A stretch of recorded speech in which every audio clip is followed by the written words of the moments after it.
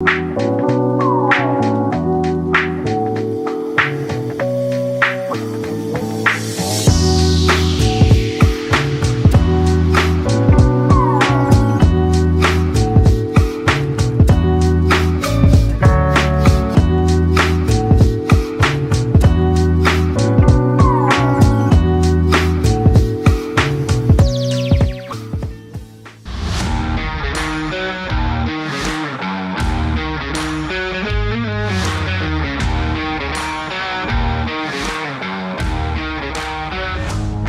up? Welcome into the CHGO Bears Podcast presented by PointsBet. Use promo code CHGO when you sign up to get 2 risk-free bets up to $2,000.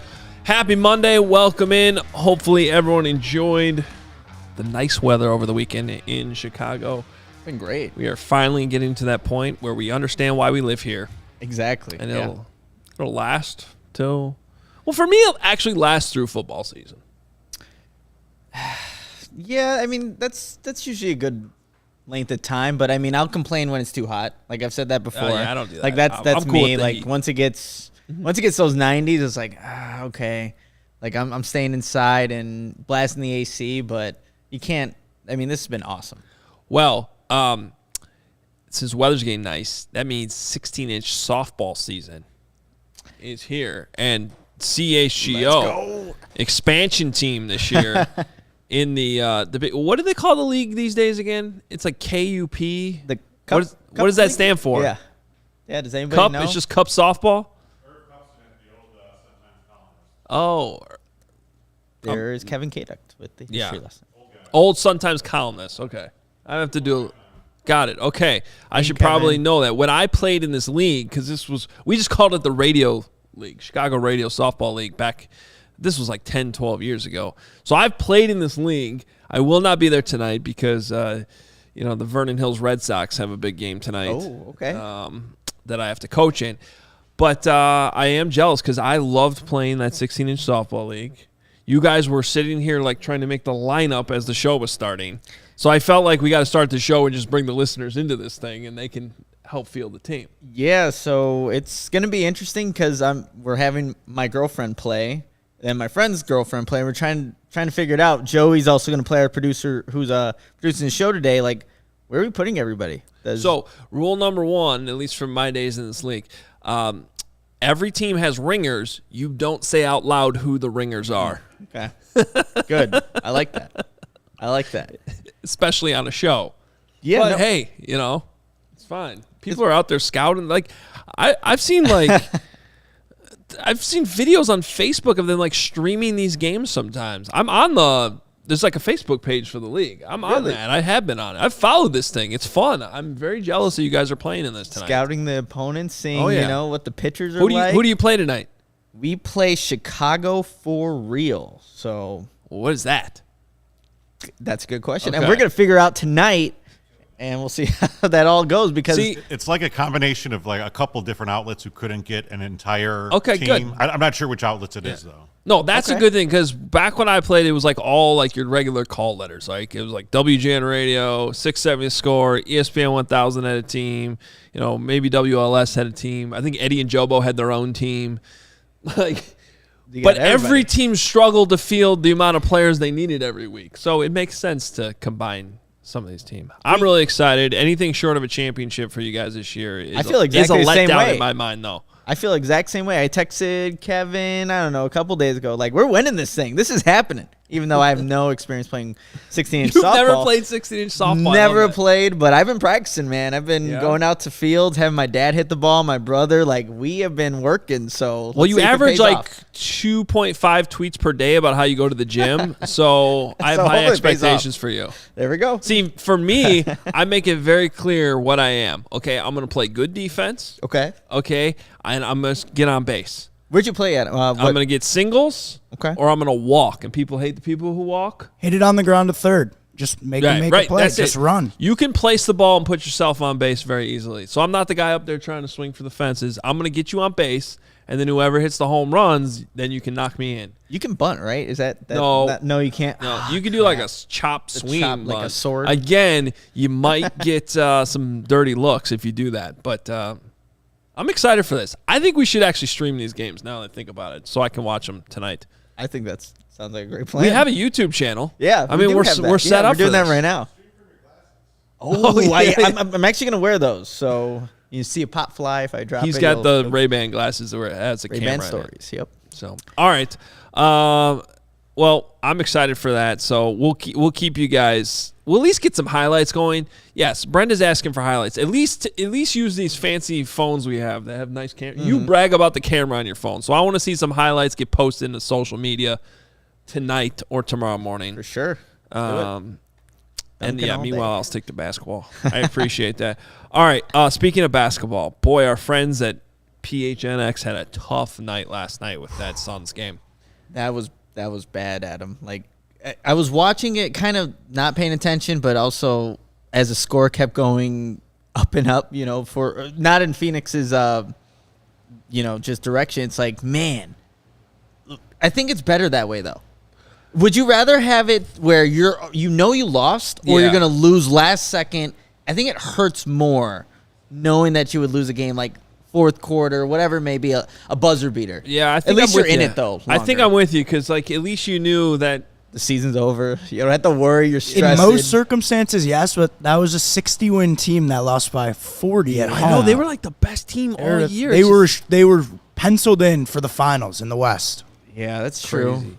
So I was grilling when the game started. Like during the first quarter, I was out. By the way, Weber has I a. saw your Did grill. You see Yeah. They have a new Sweet. retro 70th anniversary kettle, like the old school kettle everyone knows, which is still a go-to thing. I love it. I showed my dad that last night. He's like, "Oh, that's." But there's a nice. 70th anniversary one with kind of like the old. If you think about like in the 60s, like everyone had like bright green appliances and things like that. Like that was the style. And it's on Instagram. I don't think I put it on Twitter. Yeah. I'm not trying to, I just love it. Yeah, no, it's it awesome. looked I let cool. my wife pick out the color, and so I've been out there like using the charcoal recently a lot instead of the gas grill, which is the way to go if you have the time to do it. Anyway, so I missed like the whole first quarter grilling, and by the time we got done eating, and I like checked over, like actually looked over because the game was on the whole time, but when I looked over, it was 70-32, I think. Yeah. I was like, It was what? bad. And Luka Doncic, man, when he dropped, I forgot who he dropped just on a crossover, nails a three and just starts smiling too. It's like, that's a bad man. That is a bad dude. The 2 years the Bulls like flirted with, they tried to tank, but they weren't good enough at tanking, and then like they screwed their lottery chances. I think Mirotic had something to do. He went off it was at like, the end. but there was 2 years in there where it was like, if they had actually done it properly, they could have ended up, and the two players I wanted in those 2 years were Ja Morant. Like the two guys I personally just had a crush on that craved. Ja Morant was one, and then Luka was the other. And they just couldn't get it done in the lottery, and they missed out on both of those guys. I was so mad. And I don't even remember. Was one of those years the marketing year maybe? Maybe it was. I don't remember. Yeah. But I remember that. Whatever. It was so annoying. Just picturing Luka potentially on the Bulls. He's so damn good. Suns could have taken Luka. True. They took Ayton. No, they took it. That was that year. That hurts. That hurts a does lot. hurt. Anyway, so the only game I have vividly in my mind was when the Bulls beat the Utah Jazz in the finals in a similar game. I think that was. What was the final score last night? Because the Suns were in danger of threatening the Jazz low mark, which was I think like 59 points or something, which was in that game against the Bulls in the '98 finals. 123-90 was the final. Oh, score. so they ended up scoring a bunch of garbage points. Yeah, a bunch of so it garbage wasn't points. okay. So, but I think that game was like the lowest amount of points a team had scored in the playoffs ever. I mean, Luka had as much points as the Suns did at the end of the first half, 27, I believe. So it's like he was single-handedly beaten, and he did. But impressive performance, and it'll be a fun finals for sure. Fun Western Conference Finals. All right. Well, we want to keep. We got a big week planned for you guys. Welcome in Adam Hogue, Nicholas Moriano with you today on the CHGO Bears Podcast presented by PointsBet. OTAs start tomorrow, at Hallis Hall. So this is when you get to take the veterans, mix them with the rookies, put it all together. We'll be there to watch practice, and we'll have a show for you tomorrow. Time has not been finalized. We think it'll be like 4 o'clock, though. So we will publicize that for you guys to make sure you know when tomorrow's show will be post OTAs. Got another special show later this week I haven't even told Nick about. Oh. So, and it's not finalized, but we might have a crossover event going on with a different CHGO show. Sounds like fun. I'm down. So, because, there's plenty of Bears fans around in this operation here, and we thought that'd be fun to do. But today, coming off the weekend, and we appreciate that super chat, Zach, there, by the way. We also hope that you have a great week, wonderful week. We appreciate the shout out, Zach. Thank you very much. So, with the schedule, had some more time to digest it over the weekend, look at some of the quirks around the league. We thought we would do some rankings today, and we're going to rank it in 2 different ways. Nick is going to handle how hard the games are. So you're going to get the rankings in terms of which are the hardest games on the schedule. Teaser right there. Oh, yeah. Oh, nice. Yep, just me getting the stiff arm there. Yep. Wow. Henry does that to a lot of people, though. That looks like it would hurt. Yeah. Derrick Henry stiff arm.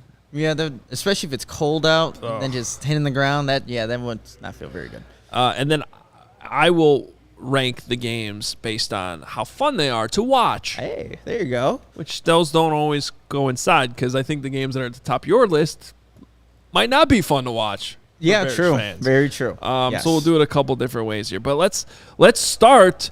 You counting these down or counting them up? I think we're just might as well start at the top. Which one's the hardest game? I have it being September 18th at the Green Bay Packers, Sunday Night Football. It's just, look, Bears-Packers, it's always a difficult game for the Bears. Last time the Bears beat the Green Bay Packers in September was 2010, and it was a 2017 game. So it's just not an easy one for the Bears to face, especially a new regime going into Lambeau Field in a primetime game. Just don't like the Bears' chances there. I have number 2 here, the Buffalo Bills. We've talked about it before. The Bills are just on a different level than where the Bears are at currently in terms of, where they're at as a team and what their goals are. The Bills are, aiming to win a Super Bowl. The Bears, maybe they can be competitive in the NFC North eventually. So I have that as number 2. Got the next game against the Green Bay Packers. They play that one December 4th on my birthday. So anytime you play Green Bay, it's always going to be a difficult game. Then here, I'm going to stop you there real quick. I agree. Like, those are the 3 games that you look at the schedule and you're like, I hate to say it, but 0-3. Yeah. Like, granted, that Bills game is on Christmas Eve. It's deep into the season, and things happen. Players get hurt. You never know. And you never want to suggest that, like, a key player will get hurt. And personally, selfishly, I hope Josh Allen is healthy and playing in that game, because I can't wait to see him at Soldier Field. But those are, you already know how they go against the Packers. Even though Aaron Rodgers doesn't necessarily have Devontae Adams anymore or the best weapons. The NFL didn't care. They scheduled the Packers for the most nationally televised games. 11 of their 17 games are in national time slots. So that means either primetime or that late afternoon window. Man. And we already know that Fox, CBS, they love putting Packers in that 3:25 start time. So 11 of their 17 games are in that spot. That second Packers game, the one at Soldier Field, is actually one of the noon games that the Packers have. One of the I think the Lions have none outside of Thanksgiving. They have no primetime games. So sorry, Detroit. Sorry, Don. Just reality right now. But to continue going on here real quickly on the list of games that I have ranked, I know a lot of people are saying number 5, the Commanders. Look, I just see that's still only, I think that's week 6 of the season, or week 5. Let's see. Yeah, it's still early on in the season, October 13th. Thursday Night Football. I just think that the front 4 that the Washington Commanders have going up against a Bears offensive line that we still don't know who the right guard is going to be as of right now. We don't know if the tackles that are currently slide there at this moment in time are going to be there come when they play the Washington Commanders. So I just see it as being a bad matchup for the Bears. And then I had actually in my way early, season prediction rankings, the Bears beating the Patriots. But that's still going to be a really tough game on Monday Night Football in Foxborough. So that one comes next, another primetime game. But week 1 against the San Francisco 49ers, I think is a tough matchup regardless if it's Jimmy Garoppolo. I think it would actually be easier if it was Trey Lance just because he has not played. But Jimmy Garoppolo did some pretty good things against the Bears last season at Soldier Field. But that, I think, is going to be a difficult matchup to start off the season. You have the Minnesota Vikings, who the Bears last season, they couldn't get a win against. And that one being in Minnesota, divisional opponent, that's going to be a tough one. But those are the next slotted games there. Yeah, Adam. I think the only one I might switch the Commanders and Patriots games. I think I might be with the commenters on that. One's a road game, one's not. It's Bill Belichick. Yeah. And it's Carson Wentz, too, for the Commanders. So you can see that it kind of comes down, but I just look at that front four. And you have a very valid point. I think you actually talked me into. Did you switch out to Hogan? I was listening to it. I'm like, I sway you? You know what's funny is I switched a couple the next day when we did Hogan Johns, but it still came out to the same record. Okay, gotcha. Which was 8-9. So I think I ended up. I forget what I did. Maybe it was a Dolphins one. Maybe I think the Dolphins. I switched to an L. Okay, yeah. And then I don't know. There was some other game in there I switched to a W. But yeah, we're in May, so we could switch things around if we want to. But then just to kind of close it out here. After that it gets easier. It does get easier because I actually have some W's for the Bears I projected in our schedule show. But you have the Minnesota Vikings. Like I said, you'll lose that one at Minnesota. But then the Dolphins one, I also had the Bears losing, but we were back and forth on that. We could see the Bears winning. We could see them losing. They just have a lot of weapons over there. The Eagles, I had the Bears winning this one, but man, the Bears haven't beat the Eagles the last 5 times they played them. Yeah, it's going to still be a very tough game. They never go well. Yeah, and then you have the Jets. It's a noon game, and both these teams have young quarterbacks. I had the Bears beating the Jets there, and then the rest of them are W's just because that's how it goes. But the Vikings, Lions, I think the Falcons game, even though I have it ranked 15 here, Adam, I think it's going to be a lot closer than maybe I have it projected here in my rankings here. But Texans and Lions to kind of close it out there. I think the Bears will get the best of Lovie Smith at Soldier Field, and anytime you can play the Lions, I think you can. Pretty it's much interesting that you have not to quibble over the easiest game of the year, but it's interesting you have the Texans ranked higher than the Lions.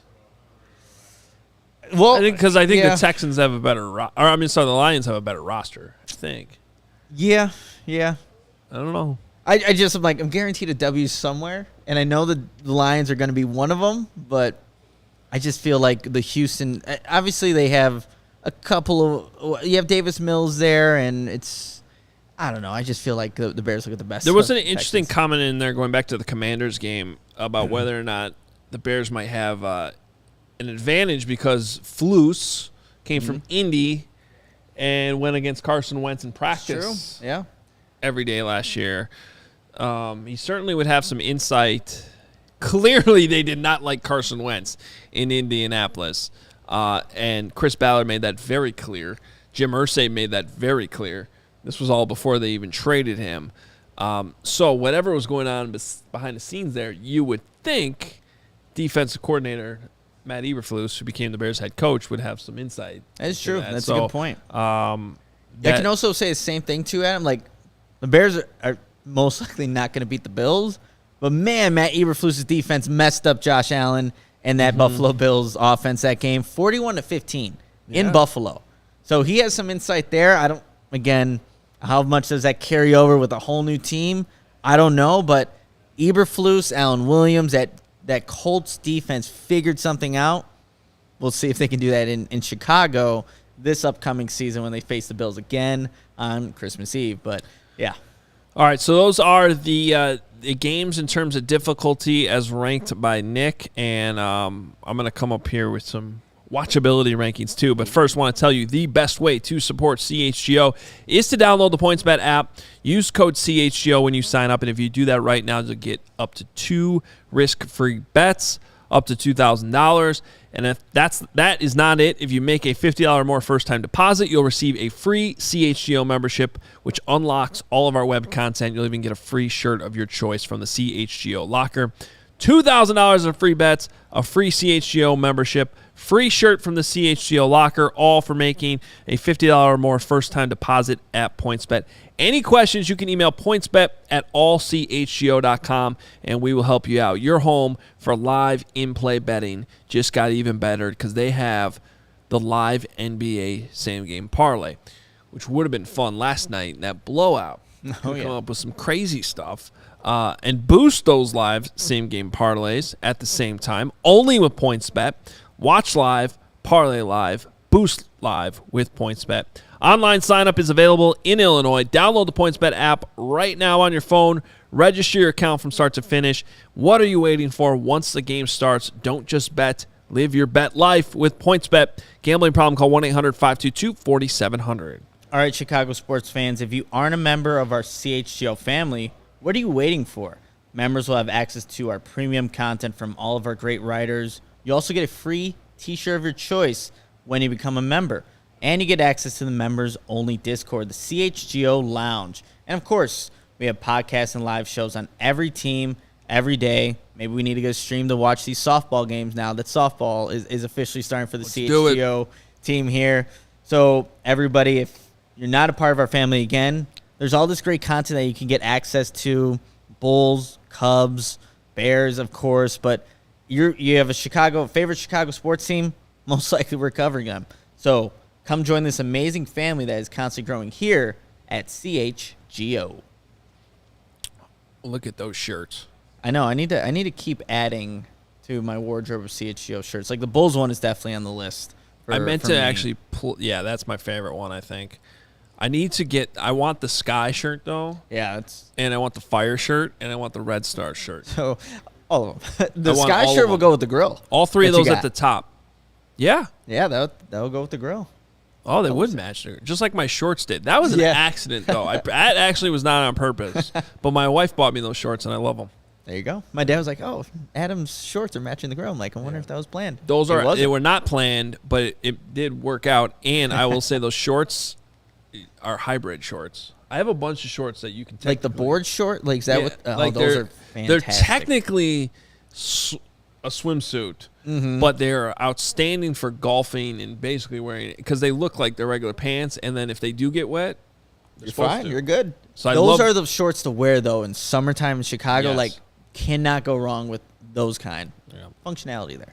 So, and since I tend to gravitate towards bodies of water, too, in the summer, like my happy place is any floating object on water. Okay. Like it could be like those alligator inner tubes. It could be anything. I was just gonna say like a straight up alligator, like the floating object. I would float on an alligator as long as it would promise not to eat me. I would do it. Might not be as comfortable, but I would do it.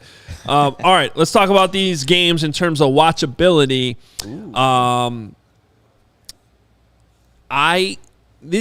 These are completely subjective, obviously, biased towards things I want to see. But in some cases, there's still the hard. You might be surprised because some of these are actually the harder games towards the top. But we'll start with my top game of the season at New England.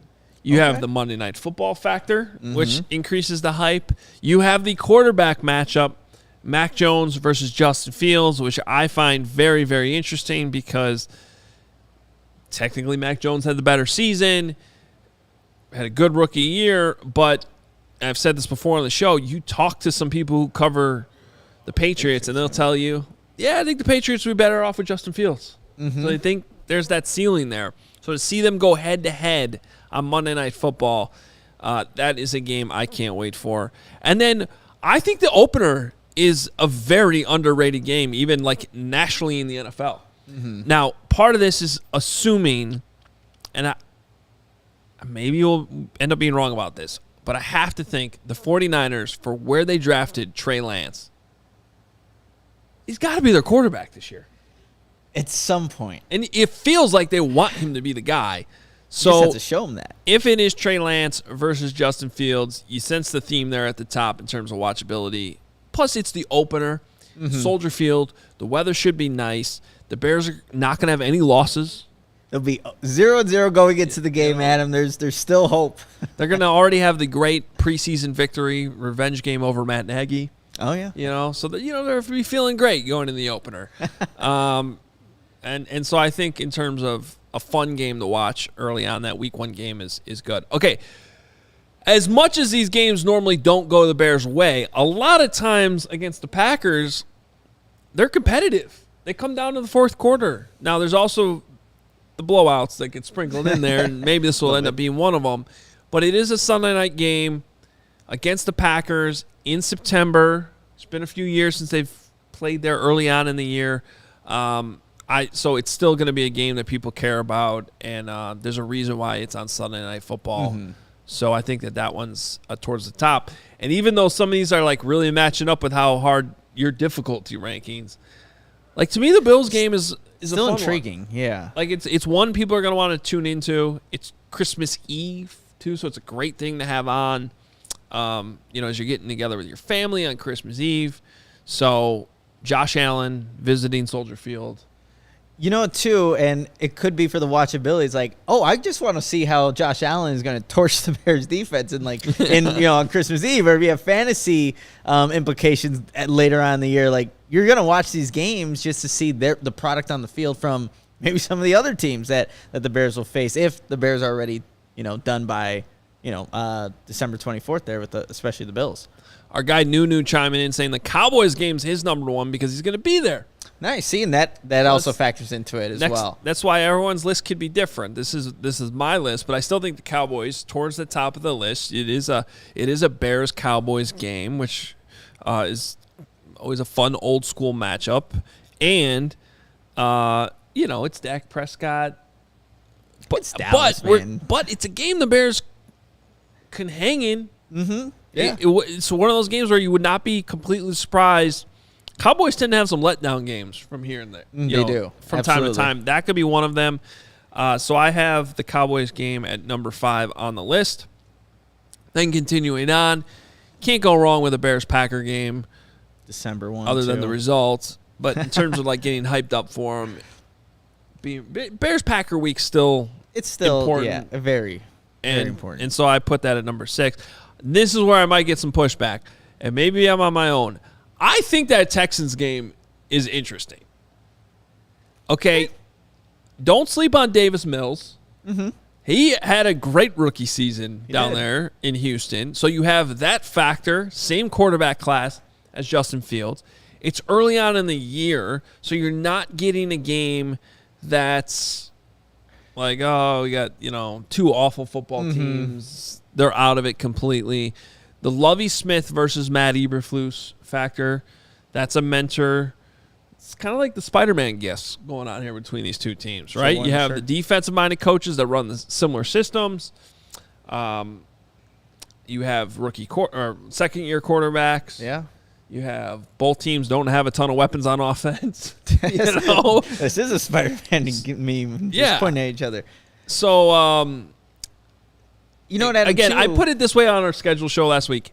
Locally, it's an interesting game. Mm-hmm. Nationally, nobody's going to care about it. But for me, I think that this is one that should be high on the list. Okay, and also I think Bears fans, too, will look at watchability. It's like, I think the Bears can win that game. So against the Texans, like that would maybe make it higher on someone else's list than someone else. And being that it is the Texans, and like all the reasons you said, there's a chance for the Bears to easily win that one at home early on in the season. Yeah. Plus, as someone pointed out, Jordan pointed out in the comments, they added Stingley. They added some guys on defense in the draft. Mm-hmm. That Texans defense is going to be solid. And if Davis Mills can take the next step, I mean, I'm not expecting Davis Mills to be Pro Bowl or anything, but he was pretty solid, and I liked him coming out. Yeah. And if you looked at his career and what happened at Stanford, a lot of that was things out of his control, and he was a very highly regarded recruit when he got there. So he's. It says something that he was able to do what he did in Houston, obviously being his rookie season, despite lack of weapons, and everything, just being in the NFL as a rookie. So and yeah. the Deshaun Watson circus that was going on at the same time. Yeah. So, all right. Again, with the theme with the rookie second year quarterbacks, I got the Jets game at number 8. I still like Zach Wilson. I think that's going to be a fun one. It's later on in the year, too. So if both of those quarterbacks are making progress, regardless of what their team's records are, that could be an interesting quarterback matchup. So I have that one at number 8. The Commanders game, you brought up how some of the matchups are intriguing. It's a Thursday night game. Amazon Prime, home primetime game, so that's part of why it's that high on the list. That's pretty much it. Makes sense. Then the Falcons game, you got the ex-Bears factor, right? So you got all the Bears connections in that game. So it's got to be up there. It does. And again, another winnable game for the Bears there against the Atlanta Falcons. Going back to the Jets game real quick, and because it is later in the year, I feel like you see a better version of Justin Fields or Zach Wilson if it was maybe early on. I know a lot of I think by, mid-October, the Bears are done with all their primetime games. Will and I did our roundtable, and I was saying that I don't think the national audience is going to see the best version of the Bears as a whole because all those national games are early on in the season as opposed if they were later on.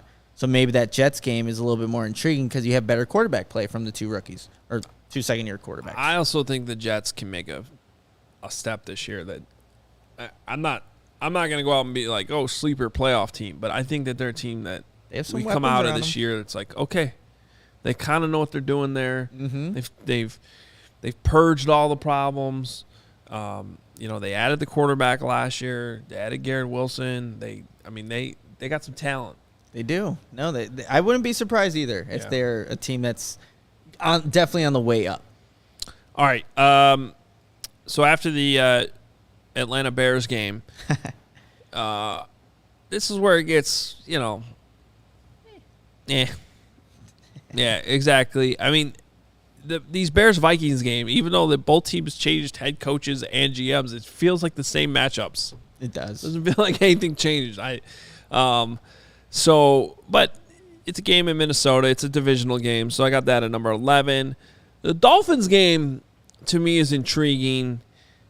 The Mike McDaniel factor. Mm-hmm. Tyreek Hill's on that team now.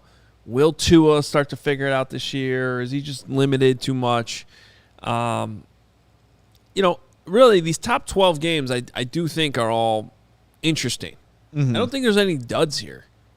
No, yeah, I don't feel like there's storylines. Even like if you look at, for example, like Bears Jets. Yes, 2 bad teams last year, but the storylines with the quarterbacks is why you're gonna watch. So yeah, for the first 12, it's like you could see why you're tuning in. And if you're a Bears fan, you're tuning in to every single game. It doesn't matter. So, but yeah, for the first 12, I definitely agree with you there. Now the Eagles game, which it seemed like you kind of struggled where to put it to in like the difficulty. I'm struggling with this one because I think check back with me when this game's getting played December 18th. Mm-hmm. Because the Eagles could be a playoff team again. Yeah. I think they're flawed from being too good, but they could be interesting.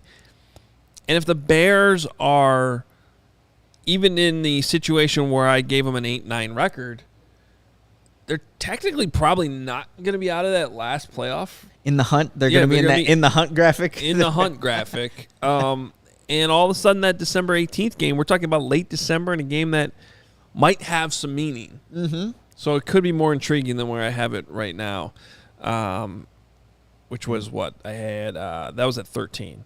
All right, last 4 games at Detroit. Really, the only reason this is interesting is because it's on New Year's Day. Yep. It's a holiday game. You could, wake up, be a little hungover. Watch Bears-Lions. I don't know if the Bears-Lions are going to fix your hangover. Probably not. But it might add to your hangover, but it's there for you on New Year's Day. Personally, I'd probably point you towards the Rose Bowl, but that'll be your – if the NFL's playing on New Year's Day, though, that must be a year that the Rose Bowl's on January 2nd. Probably. Yeah. Yep. So it probably wouldn't be on that game. So, sorry. Instead, you get Bears Lions. Stay hungover and then just wait for the Rose Bowl. Then the last 3 games, home against the Vikings, home against the Giants. I'm sorry, that should actually be at the Giants. That's my mistake. At Giants for number 16. Bears have won those games recently, but they've all been at Soldier Field. And then against the Lions, which you had the easiest game. Easiest game. And I have it as the least interesting game. Bears Lions at Soldier Field. I think it all makes sense. Makes sense there. So, any quibbles there? I think I would have had maybe trying to see where all the prime time. Some of the games we commenters had. think the Dolphins game should be higher. Okay, I mean It could be. It could be, yeah. Maybe the Texans one. That was the only one for me where, in terms of watchability, I guess You're not buying it. I'm buying what you're saying, but I'm not buying it at 7. Okay. It would make the top 10. I think I just move everybody up and put it at 10. There you go. Make it easy because I don't feel like going through it. Fair but enough. yeah, for the most part, I think it makes sense because there's quarterback matchups, there's primetime games, and the Packers are going to be there regardless of what the outcome's going to be. The Packers are always going to be up there in terms of watchability. Got to do it. Yeah. Got to Fair. do it. Well, All right, there were Adam. my rankings for watchability. He had the difficulty. So I know a lot of people didn't agree with the difficulty one either, so that's all all right. I think most people are on boards. Go That's ahead. All right, you guys, if you enjoy CHGO, one way to help us to continue to grow is to download the PointsBet app and use code CHGO when you sign up. Not only are you going to get 2 risk-free bets up to $2,000, but if you make a $50 or more first-time deposit, you'll receive a free CHGO membership, which unlocks all of our web content, and you'll even get a free shirt of your choice from the CHGO locker. If you have any questions, email pointsbet@allchgo.com, and we'll help you out. And in case you missed it, online sign-up is available in Illinois. You'll be signing up with the fastest sportsbook easier than ever, so you can start living your bet life in seconds. So what are you waiting for? Once the game starts, don't just bet. Live your bet life with PointsBet. Gambling problem? Call 1-800-522-4700. All right. OTAs start tomorrow at Hallis Hall. So we will have stuff for you that we've been able to see with our eyes from practice. I'm excited about it. Veterans, rookies, they're all, still voluntary, so I guess they don't have to show up. But I have a feeling that most of these players will. But I could be wrong. Yeah, well, I mean, there's probably going to be a couple exceptions, and these are voluntary. So, even if you, like I brought up the one time, you have a root canal, you can miss practice. I should actually clarify. OTAs start today. We'll be at there House Hall. We're allowed to be there tomorrow. They give us 1 practice a week. So, the Bears practice today, tomorrow, and then Thursday, and they'll kind of they'll still have that schedule the next few weeks. That kind of Monday, Tuesday, Thursday schedule. There's a week off there. I think it's like Memorial Day week they're off. So, but anyway, we're looking forward to getting out there tomorrow and seeing all this. We will have a recap show from what we are able to see, but we want to talk about the storylines that we'll be looking for.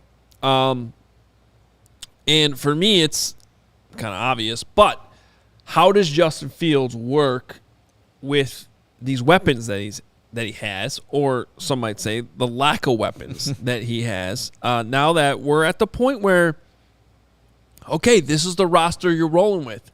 You can still make a tweak here and there. You can add a veteran in August. There's still going to be some changes, but for the most part, the draft's over. Free agency's mostly over. This is what the Bears have. And this is why you have this timing of these practices to give yourself a good foundation going into training camp. Get these 9 practices. It ends up being 12 with veteran minicamp to get out there on the field and execute some of this stuff. So they're going to be installing the offense. And for me, it's how does Justin Fields look with these weapons that he has? How is the chemistry growing with Darnell Mooney? Okay, can Equimanius St. Brown give you more consistency than he was able to give the Packers in Green Bay? Where's Byron Pringle at after his arrest that he went through? Can he, really hammer in and focus on football and take his career to the next level? The Bears also added some players. Of course, the most notable name, Velus Jones Jr. in the draft. What does he look like working with Justin Fields? And then these new guys they brought in, Dante Pettis, Tajay Sharp. Yeah. They've been around. They've been around in this league. Have kind of struggled to really put up big numbers. But Dante Pettis was a former high draft pick that's kind of had some bad luck, had some issues with COVID. You wonder if he can kind of get in a situation where he gets more opportunity. Could he push for, more targets, at least from Justin Fields? So we're going to get an idea, finally seeing all this on the field. It's not going to be the most insightful practices because pads aren't on and things like that. But I am intrigued to see what it looks like.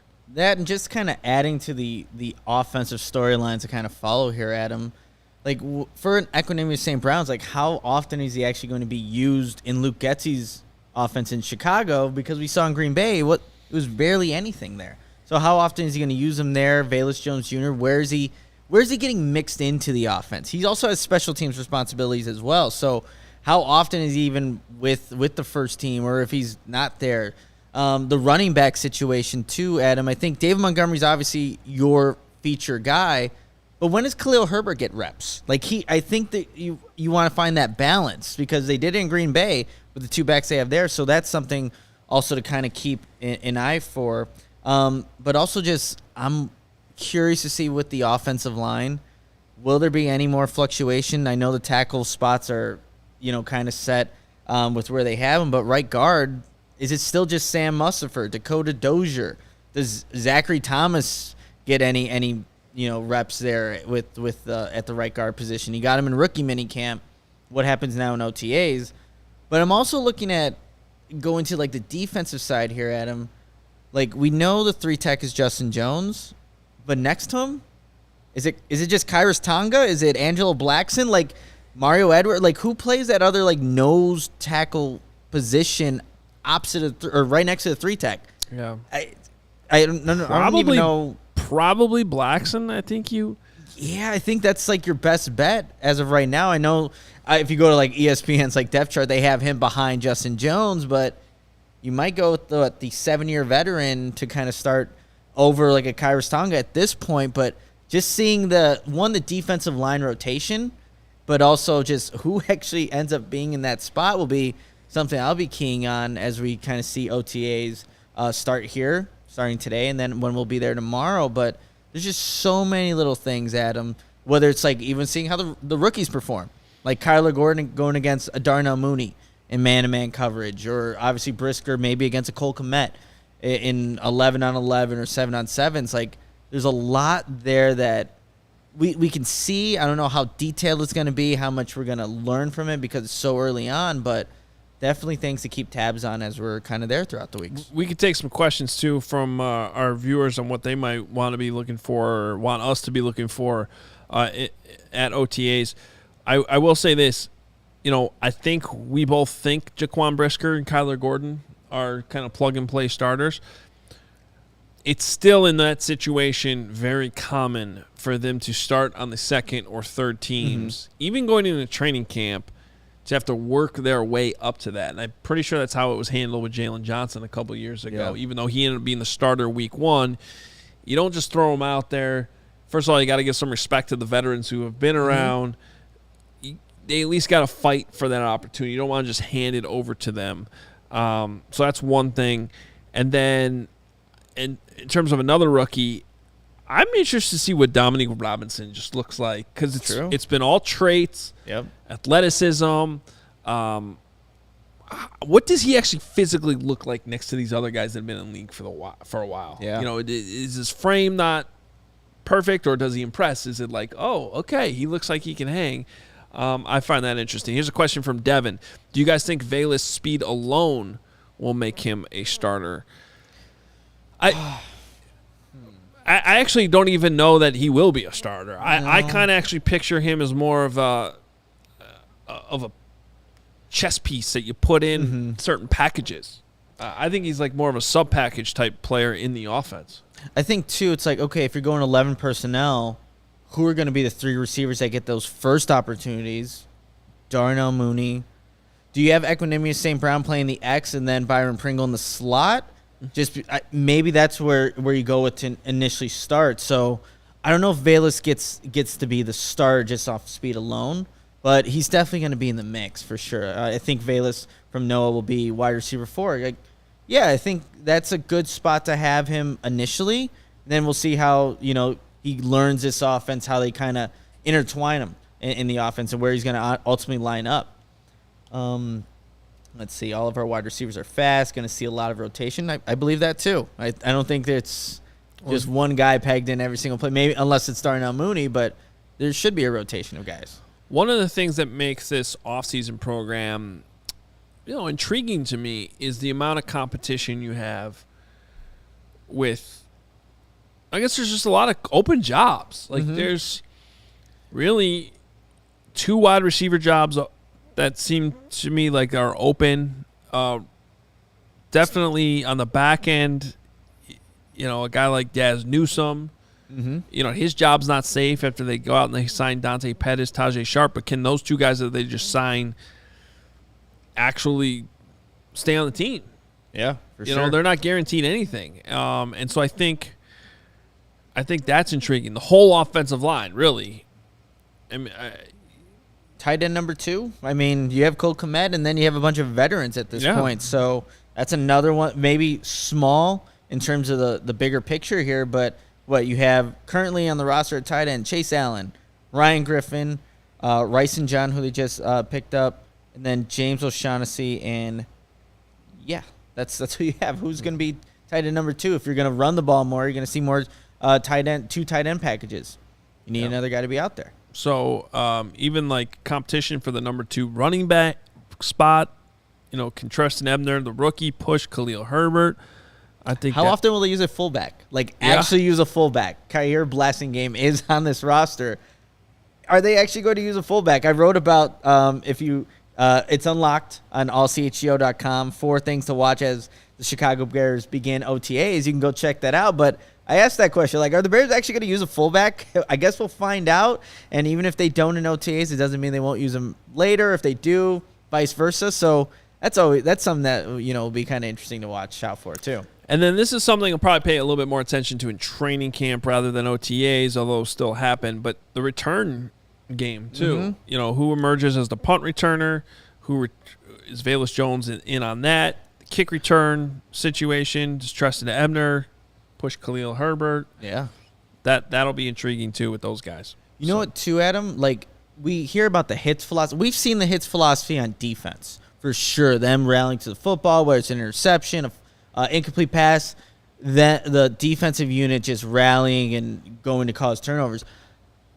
For the offense, I'm curious to see how that just kind of translates and how we're going to see the hits philosophy in Justin Fields' game, or how the offense kind of approached that, because that's something that Matt Eberflus has talked about a little bit, but I'm still curious to see what that actually looks like. Maybe we'll see a little bit more of glimpses here in OTAs and obviously in training camp, but seeing how the hits philosophy is also translated to the offensive side of the ball is something to keep an eye out. Yeah, I agree, because that part's a little less clear. It's clear, yeah. Less clear. Although, if you go all the way back to my first piece for CHGO and the conversation I had with Matt Eberflus, he went into as much detail as I think he has explaining some of that on the offensive side, like how that's actually going to be implemented and how it's going to be looked at in practice. So I'd encourage you to go check that out at allchgo.com.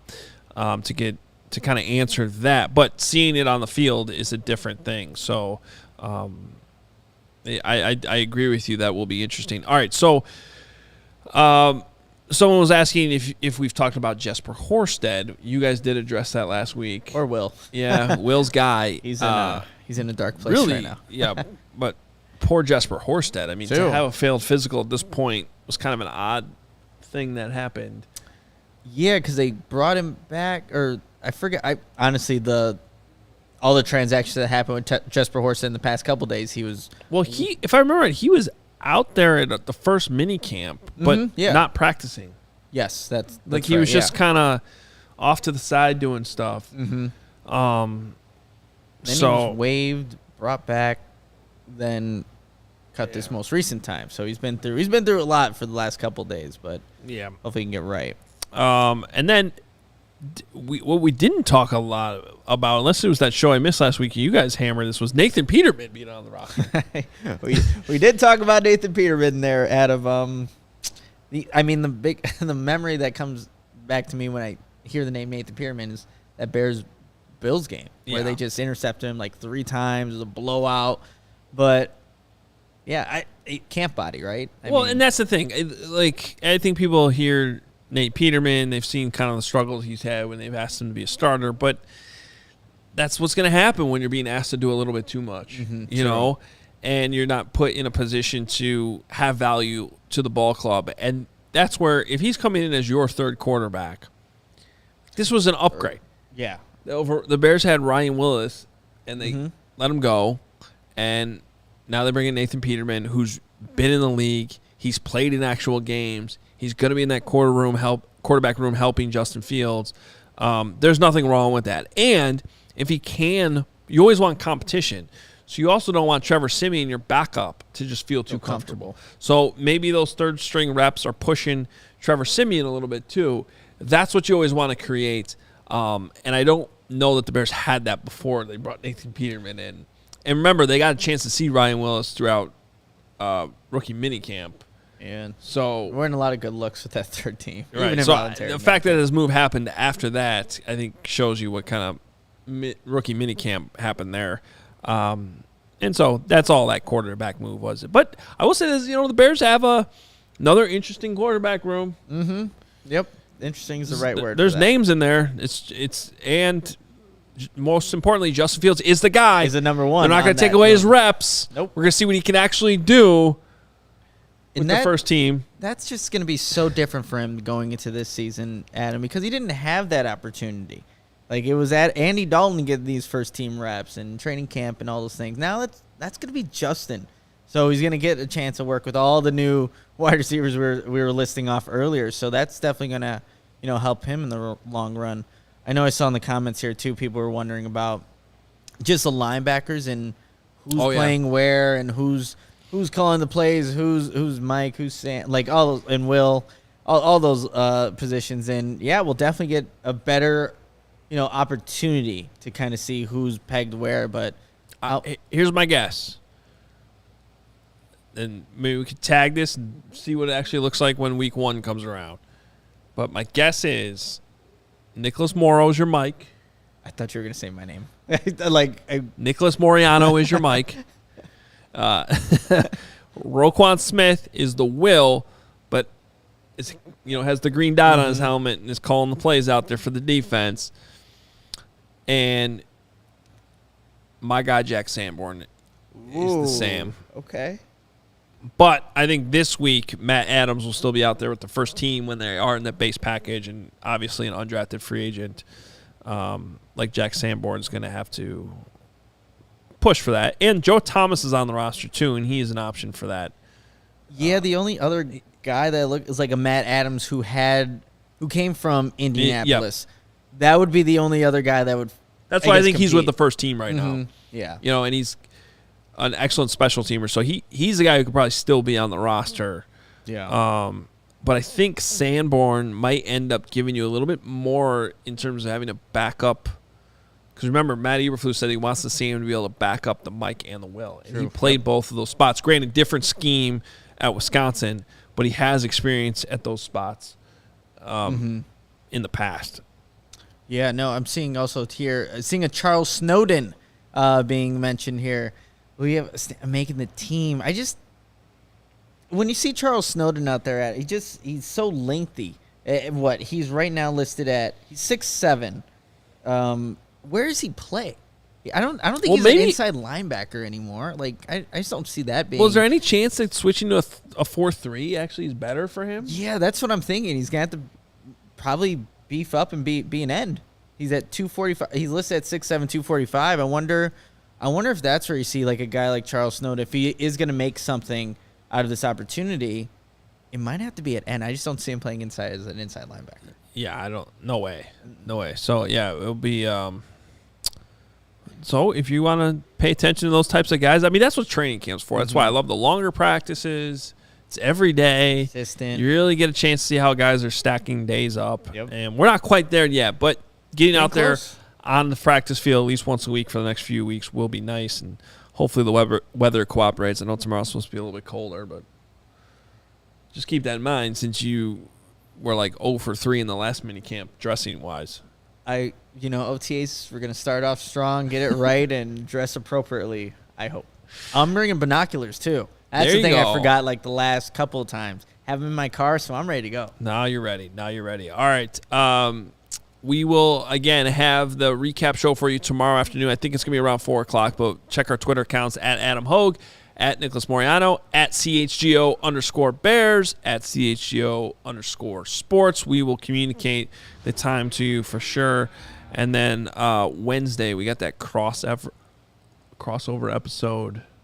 I just heard about earlier in this show. Matt Peck and Big Dave are going to be Let's go. on the show. All 4 of us right here talking Bears with you. Maybe we'll throw some Bulls in there too. Love it. Let's do What it. position would Zach LaVine play on the Bears? It's a wide receiver. See. I hate to say it, but probably injured reserve. You're not wrong. Be tough playing football. Yeah, that's those, yeah, you know. Yeah. But taking injuries out of it, I could use some Zach LaVine catching the football. Like Back corner of the end zone. Like going up and getting the Those ball. hops. Would love that. All right, we're out of here. We'll be back tomorrow. We will talk to you then after Bears OTAs. Talk to you tomorrow.